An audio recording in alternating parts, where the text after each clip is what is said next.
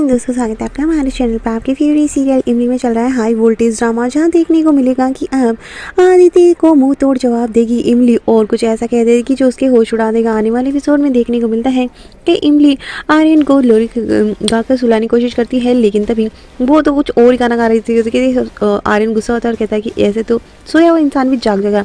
फिर इमली एक बार और फिर से कोशिश करना चाहती है और सच में आर्यन सो जाता है और इमली चुपके से वहाँ से निकलती है और देखने को मिलता है किस तरह से बड़ी माँ और गुड़िया उसकी फ़ोटो ले लेती है।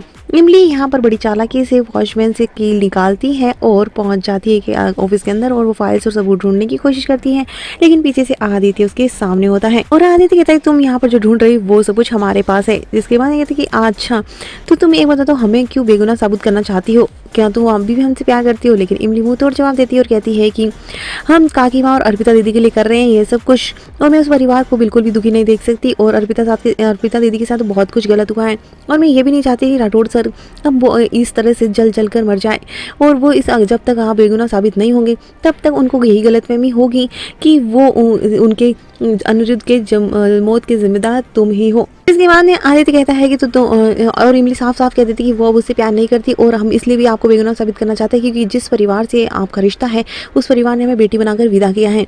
और इमली साफ कह देती है वो उससे प्यार नहीं करती और ना उसके दिल में उसके लिए कोई जगह है। जिसके बाद आदित्य की आंखों में आंसू आ जाते हैं और वो उन सबूतों को जो फाइल्स उसके पास में होती है उसे चला कर वहाँ से चला जाता है। इमली की सारी उम्मीदें भी उसी फाइल के साथ जल जाती हैं कि अब आदित्य बेगुनाह साबित नहीं होगा और साथ में आर्यन ने सारे सबूतों पर ताला लगवा दिया है, पासवर्ड लॉक्ड हो चुका है और अब उसके पास कुछ भी नहीं रहा। और वो बड़ी उदास घर पहुंचती है जब तक सुबह हो जाती है और बड़ी माँ हंगामा कर देती है कि लो इस खानदान की बहू तो रात को पता नहीं कहाँ से किसके साथ गुलछरे उड़ा कर आ रही, कहीं पहले पति के तो पास तो नहीं चली गई। और यहाँ पर आर्यन बहुत बुरी तरह से भड़क जाता है और कहता है कि मेरे और इमली के बीच में कोई परेशानी आ सकती है, लेकिन इमली कहीं भी जाए, देश छोड़कर जाए, कहीं भी जाए, लेकिन उसके साथ आर्यन सिंह राठौड़ का भरोसा भी जाएगा। और देखने को मिलता है कि वो साफ कह देता है कि उसके और इमली के बीच में कोई भी धोखा नहीं आ सकता है और उनके बीच में गलतफहमियां हो सकती है, उनके बीच में प्रॉब्लम्स हो सकती है, लेकिन उनके बीच में धोखा कभी नहीं हो सकता।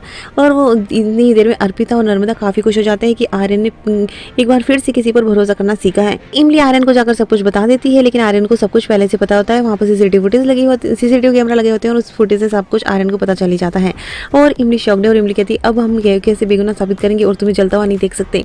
तो ये सब कुछ आर्यन को तगड़ा झटका लगता है और कहता है कि क्यों पहले ही हार मान चुकी हो तुम, अगर मेरी जगह तक पहुंचना है तो तुम्हें इस तरह से कैसे हार मान सकती हो। और आर्यन अब उसे और भी ज़्यादा चैलेंज करते नजर आएगा ताकि इमली आदित्य को बेगुनाह साबित करके ही रहे। अब देखते हैं कि इमली क्या कर पाती है।